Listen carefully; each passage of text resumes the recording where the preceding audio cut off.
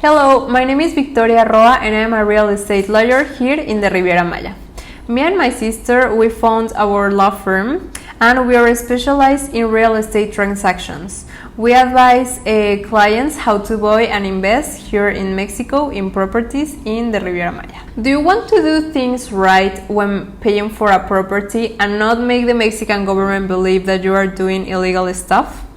In this video, I am going to let you know which are the 3 common mistakes that new investors do when paying for a property here in Mexico. Okay, so the first mistake that usually the new buyers or investors do is paying from a bank account where they are not the owners of that bank account, that is not under your name. Normally, the main rule it will be that if you are buying a property under your name, you must pay from a bank account that is under your name. Okay, so if you are paying from another bank account different than yours, that's like a red flag for the Mexican government.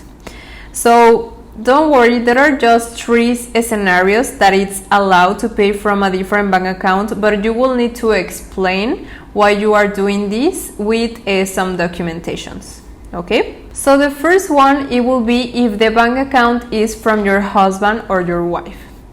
If that is the case, you will need to show, okay, to the Mexican government or to the notary that you are married, and you will need to show your marriage certificate to prove this relationship. And also, they might ask for the documents, personal documents, I don't know, like ID, passport, proof of address from your partner, okay? So the second way you are allowed to pay from another bank account, it will be if the person that it's paying, it's your son, okay, or are your parents or your grandparents. Okay, so this can be allowed, however, you will need to prove they are your family, that they are your relatives. So you will be asked to show that you are family with your birth certificate, and also they will ask for the personal documents from your family. Okay, and the third way also that it's allowed to pay from a different bank account is if the bank account is from a company where you are the shareholder, okay, or a partner. In this case, you will need to show the articles of incorporation showing that you are a partner from this company, and well, you will need to explain this also to the notary and the Mexican government.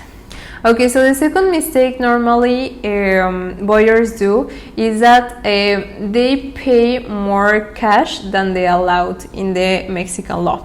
Right now, it's around of 800,000 pesos, the amount or the limit that you can pay in cash.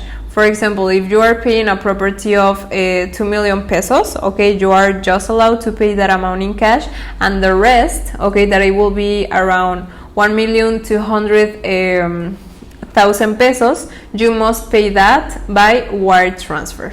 It's very important for us to understand that paying in cash, it will consider giving the money hand to hand to the seller, or paying in cash can be also considered if you have the cash and you go to the bank and you deposit that cash in the bank, okay, that will be also considered as paying money in cash, okay? The third common mistake, it will be paying to a bank account that is not under the seller's name. That's right. Sometimes the seller can ask you to pay, okay, to a bank account that is not under the seller's name. That is a very red flag, because, for example, if you are signing a contract with a company, I don't know, that it's called Patito Corporation, and then when you get the details for the wiring to pay the seller, and it's telling you that you must pay to, I don't know, a bank account name Perrito Corporation, that will be a very red flag. So what you need to do is to ask the seller why they're asking you to pay to a different corporation, and review, of course, with your lawyers, because in some cases they are doing tax strategies that are not very good for you. Okay, so these are the 3 common mistakes when paying for a property here in Mexico. We will always advise you to get legal advice, before paying a property, because even if you don't want to make things bad, okay, it is very important that sometimes, because no one explained to you all this information, you can put your investment in risk. If this information was very useful for you, please give us a thumbs up, and we are going to be putting more videos in our YouTube channel every Tuesday and Thursday.